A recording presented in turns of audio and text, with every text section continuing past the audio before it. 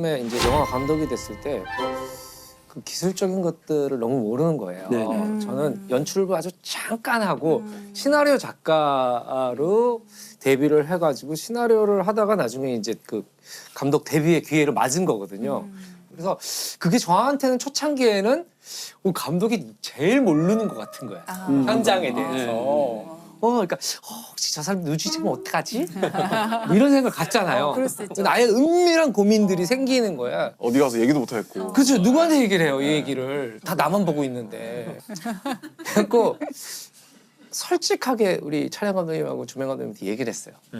나는 현장 출신이라서 모르겠어. 지금 어떻게 돌아가는지 모르겠고 초기에 아예 모르겠다.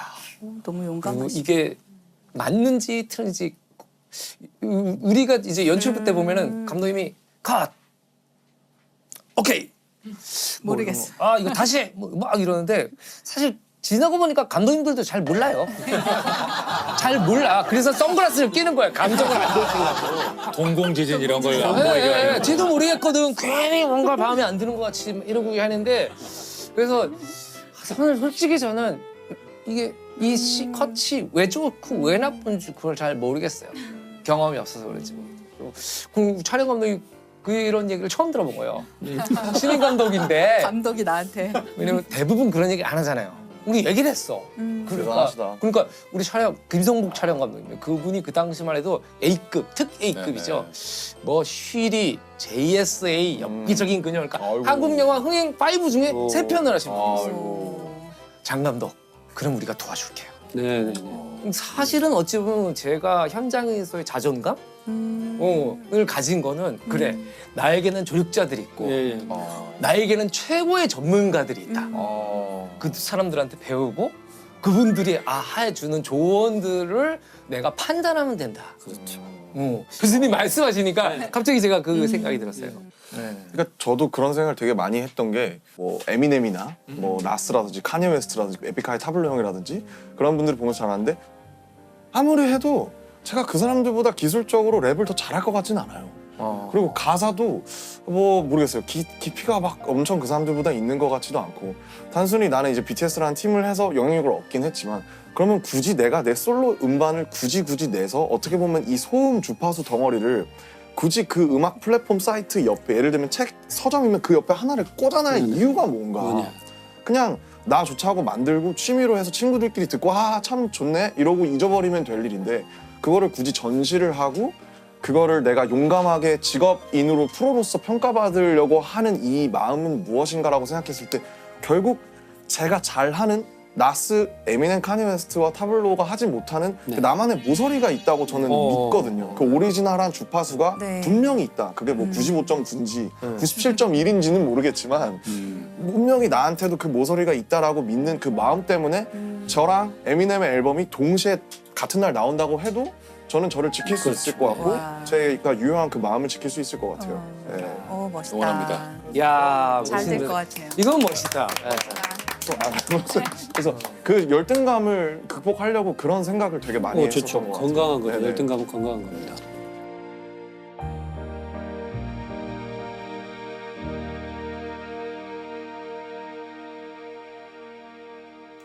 이제 돌아와서 자 그렇다면 우리가 심채경 박사님이 사랑한 인간 이 주제를 들으셨을 때 고민이 많으셨다고 그랬잖아요. 너무 고민을 많이 했어요. 음. 일단 사랑이란 무엇인가부터 시작해야 했고 우리는 어떤 사람을 사랑하는가? 우리가 사랑한다는 것은 사실인가? 실제로 무엇을 사랑하는 것인가? 이런 생각을 사실 되게 많이 했어요. 너무 많은 고민을 쓸데없이 많이 했는데 우리 이제 쓸데없는 얘기하는 프로그램이니까 그 제가 좋아하는 작가 중에 이제 알랭 드보통이라는 네, 알랭 작가 드보통. 있는데 이 작가가 사랑에 관한 3부작을 네. 쓰면서 이제 좀 사랑에 대해서 말하는 작가의 대표 작가 중에 한 명이 됐어요. 이제 알랭 보통의 책에서는 사랑이란 주제, 남녀 간의 사랑이란 주제를 놓고 여러 방면에서 조명을 하는데요. 그 작품을 보면 우리가 이렇게 연애를 하고 사랑하는 사람을 만나고 하는 게 그 사람을 정말 사랑하는 걸 수도 있지만 그 사람과 함께 있는 이 순간에 나를 사랑한다는 거예요. 내가 이렇게 멋진 식당에 가서 맛있는 걸 먹고 있는 나. 멋진 어떤 상대방과 함께 동반하여서 이 풍경과 분위기를 즐기고 있는 전시되는 나를 나. 사랑한다는 거예요. 그 지적이 저는 굉장히 많이 와닿았고요. 그래서 저는 제가 사랑하는 사람은 어떤 사람인가, 나는 누구를 사랑하는가를 생각했을 때 일단은 남편분은 아니신 것 같고. 서론이 너무 길었나요? 저는 전 것 같아요.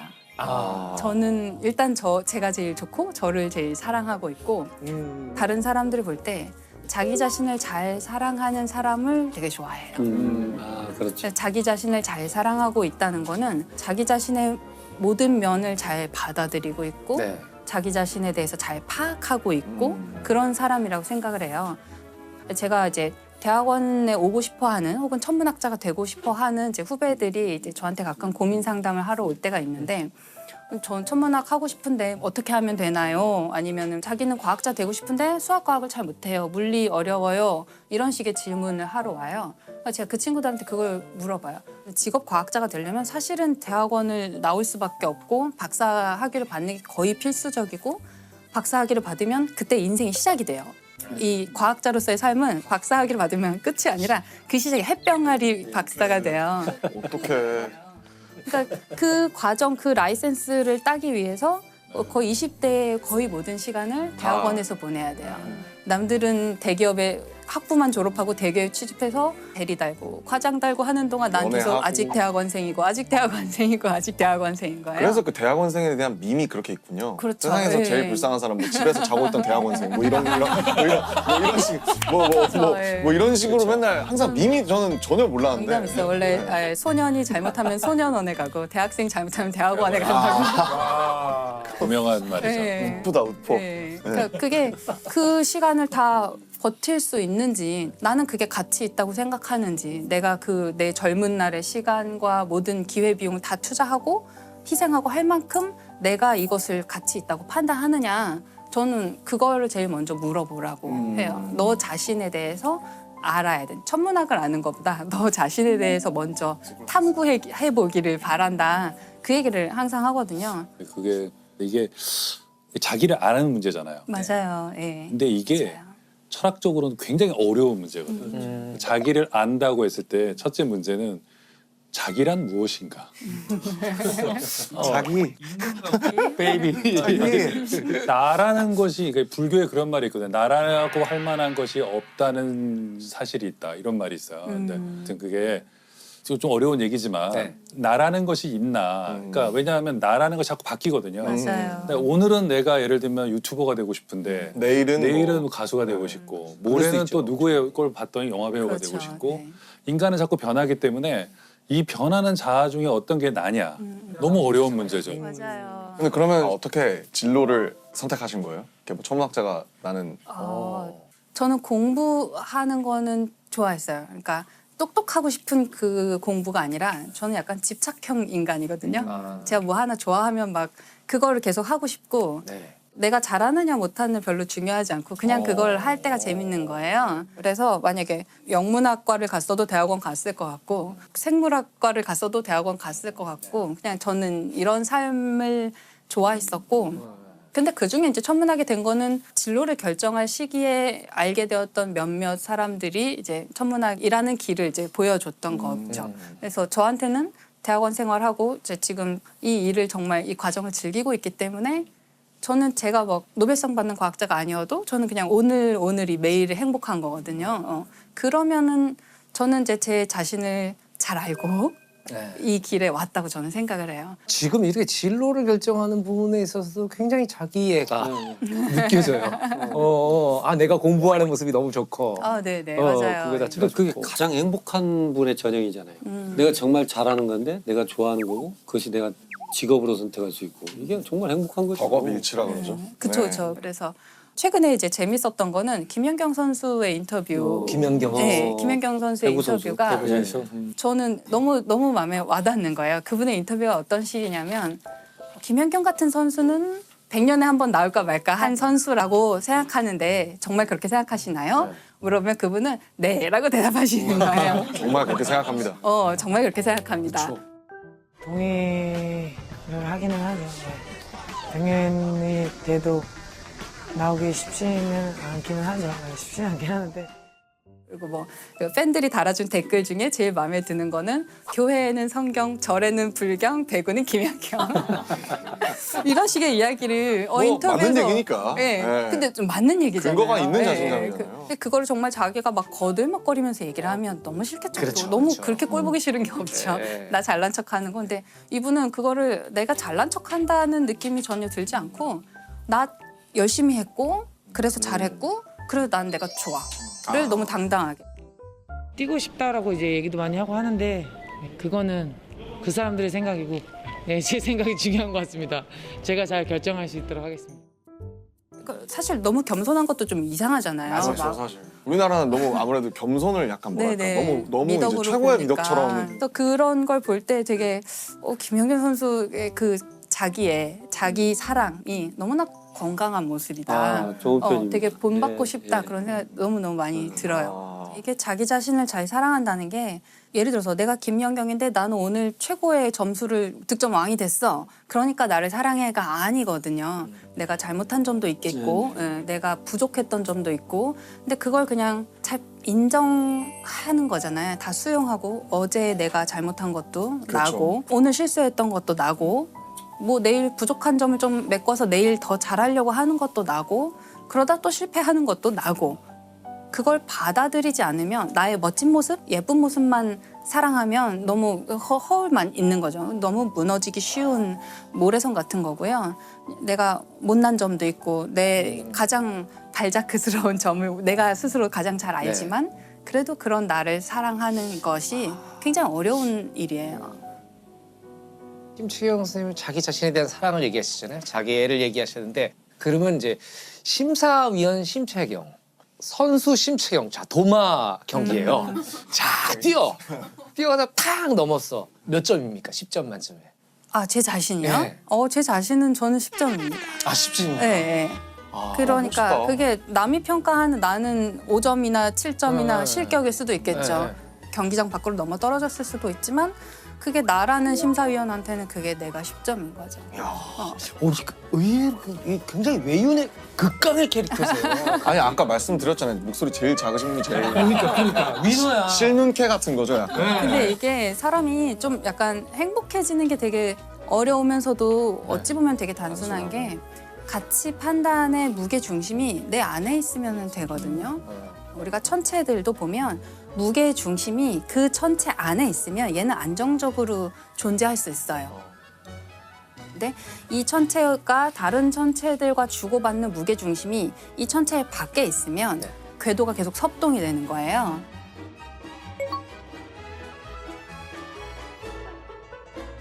저는 가치 판단의 기준도 그게 자기 안에 있을 때 좀 더 안정적으로 살 수 있는 것 같아요. 그래서 좋아요를 눌러준 사람이 별로 없더라도 괜찮고. 그렇죠. 사실 그 지점인데 그 가치 판단의 무게 중심이 본인 안에 있기가 갈수록 힘들어지고 있어요. 그럴 수 있어요. 왜냐면 알고리즘이라는 것들이 계속 나에 대해서 데이터를 맞춰서 분석해주고 뭘 추천해주고 하는데 그거를 제가 좋아하는 내 색이라고 받아들이면서 사실은 비슷비슷한 테이스트나 비슷비슷한 색을 갖게 되는데 근데 나는 또 굉장히 내가 유니크한 무언가 뭐라고 생각을 하면서 사실은 끊임없이 그 알고리즘과 시스템의 영향을 계속 노출되는 세상이잖아요. 맞아요. 그래서 그 가치 판단의 무게 중심을 그 자기 안에 두는 게 사실은 연령이 저는 낮을수록 스마트폰에 친할수록 훨씬 더 어려워질 거라고 어려울 것 생각해요. 같아요. 네. 오히려 좀 혼란스러울 것 같아요. 그 SNS나 네, 네. 네, 아까 말씀하신 것처럼 자기 안에 있어야 된다고 그러는데 그 자기가 있느냐 이게 일단 문제고 이러면 오늘 녹화가 안 끝나요. 이걸 좀 반대로 생각해 보면 나의 경계를 조금 희미하게 흐릿하게 두는 것도 저는 좋은 것 같아요. 그래서 좋아요 수에 집착하는 나 어때? 상관없잖아요. 그럴 수도 있다. 네, 알고리즘이 추천하는 대로 그 알고리즘 아주 충실하게 따라가서 그걸 취향이 내 취향이라고 생각하는 나 또 어때? 네, 그것도 괜찮다고 저는 생각하거든요. 그래서 내가 나라는 자기 자신을 너무 촘촘하게 너무 가둬놓으면 그 안에 무게중심을 잡는 거는 발레리나가 발끝으로 서 있는 거랑 똑같은 거예요. 너무 쉽게 무게중심이 흔들릴 수 있어요. 근데 내 자신이 아주 바닥에 그냥 철푸덕 주저앉아 있거나 누워 있다고 생각하면 무게 중심을 내 안에 유지하기가 너무 쉽거든요. 그래서 그런 면에서 조금 자기 자신한테 너무 엄격하거나 너무 어떤 특정한 모양으로 내가 있기를 기대하지 않는 것도 괜찮다고 저는 생각하거든요. 심채경 박사님께서 그 알랭드 보통의 불안이라는 소설 네네. 언급을 하셨는데 다들 읽어보셨을 거 아니에요? 아니 저는 저 안 읽어봤는데. 보통 사람들 다 읽나 봐요. 이게 자꾸 웃으면 안 되는데 웃겨요. 가끔. 예. 저는 좋아하는 책인데요, 네. 사실은. 어떤 이게 책이에요? 불안이 우리말로는 책 제목이 불안이라고 번역이 됐지만 원래는 지위 불안이라는 원제인데 손가락 그림이 나와요. 손가락이 하나 있을 때는 행복한 거예요. 우울하지 않아요. 근데 더 큰 손가락이 등장하면 이제 우울해지는 거예요. 이게 비교 대상이 나타나면 비교. 예, 나의 지위가 이제 불안해지는 흔들리니까. 거죠. 예. 그리고 현대 사회에 이런 지위 불안이 좀 더 심해진다는 거죠. 그렇죠. 예전에 작은 마을에서 살고 있을 때는 그냥 웬만해도 다 비교 대상이 별로 네네네. 없으니까 내 이 정도면 잘생겼지 맞아요. 이러면서 네. 살아갈 수 있었는데 이제는 비교 대상이 전 소설. 세계로 네. 확대됐고 소설이 진짜 큰 것 같아요. 네. 네. 그 지위 불안이 심해졌죠. 청소년. 흔히 그런 건 이제 열등감, 그렇죠. 뭐 네, 열패감, 네. 뭐 네, 네. 이렇게. 이게 열등감과 열등감 콤플렉스는 다른 거예요. 네. 오. 열등감은 누구나 다 있죠. 네. 근데 나만 있는 걸로 생각하지만 그 열등감은 발전의 도약이 되죠. 아 그렇죠. 근데 이걸 인정 안 하는 게 열등감 콤플렉스예요. 그러니까 작은 키가 큰 보폭으로 갖는다든지 오. 아, 네, 큰 사람이 어깨를 더 크게 움직여야지 목소리를 더 크게 한다든지 이건 있는 그대로 받아들이지 않고 역으로 열등감 콤플렉스가 돼버린 거죠. 열등감 얘기를 해주시니까 이제 다시 김연경 선수의 이야기로 좀 돌아가고 싶은 네네네네. 생각이 드는데요. 그렇지. 김연경 선수에서 여기까지 왔어요. 맞아. 네, 그 김연경 선수가 그런 너무나 자신만만해 보이는 인터뷰 같은 거를 할 때 그 인터뷰가 거만하거나 오만해 그렇죠. 보이지 않는 그런 여러 가지 이유 중에 하나는 이분이 옛날에는 굉장히 키가 작은 선수였다고 그랬었다고요. 하더라고요. 예, 예. 초등학교 4학년 때인가 배구를 시작했는데 중학교 3학년 때까지 배구단에서 제일 작아서 계속 벤치에만 있는 거예요. 자기는 경기를 뛰고 싶지만 계속 벤치에 앉아 있고 뭐 그런데 그 상황이 되면 누구나 굉장히 열등감, 열패감에 사로잡힐 수 있죠. 나는 왜 못 뛰지? 나는 뭐가 부족해서 아니면 배구 그만둘까? 이런 고민을 분명히 했을 텐데 너무 재밌는 게 이분은 그 벤치에 앉아서 선수들의 플레이를 계속 봤다는 거예요. 계속 관찰을 해서 이런 플레이를 하면 이런 결과가 나왔고 저기서 저 선수들이 어떻게 뛰었더니 이런 좋은 세트 플레이가 나왔고 이런 거를 계속 관찰할 수 있는 되게 좋은 기회로 삼았던 거예요. 벤치에서 마치 감독이나 코치가 된 것처럼 몇 년을 배구 경기를 열심히 관찰했기 때문에 나중에 본인이 정말 키가 훌쩍 자라서 본인이 직접 플레이를 하게 되었을 때는 이 배구 경기장의 흐름을 너무나 잘 아는 선수가 된 거죠. 저는 심채용 박사님의 이 사실 우리 사회에서는 굉장히 베일에 쌓인 분 같은 네. 느낌이 있잖아요. 와, 너무나 뜻밖으로 10점 만점에 10점. 점수를 매기는 건 제 자유니까요. 예, 그렇게 자기애가 있으시고 자기 자신을 사랑하시는 분인지. 강하신 것 같아요. 네, 몰라요. 네. 진짜 외운의 강. 네. 김상 교수님은 어떠셨어요? 짝꿍이시잖아요. 전 사실 그 심채영 박사님이 쓰신 책이 있어요. 그 책을 보면서 받은 느낌이 있는데 그 느낌과 비슷하다는 걸 다시 한번 확인한 것 같아요. 그 책에서도 이렇게 자신감 뿜뿜하는 얘기들이 많이 나오고 1장의 제목이 대학의 비정규직 행성 연구죠. 자, 있는 그대로 표현한 거죠. 네, 그렇게 쓰는 게 쉬운 일은 아니거든요. 정확하게 표현을 하셨네. 지금은 물론 지금 이제 정규직 네, 몇 달 안 연구이지만 됐습니다. 아이고 축하드립니다. 저 정년 보장의 꿈을 이루었어요. 그렇죠. 그러니까 그걸 스스럼 없이 오히려 그걸 이제 소재로 하여 글을 쓰신다는 거 보면서 뭔가 단단한 분인 줄 알았는데 이제 오늘 보니까 역시 다르지 않았다는 생각이 들었어요. 왠지 이번 편 나가면은 심채영 박사님 공익광고에 나오실 것 같아요. 진짜로. 10점 만점에 10점. 제 생각에 동아를 한번 뛰셔야 될 수도 있어요. 그다음에 심사위원도 한번 하시고.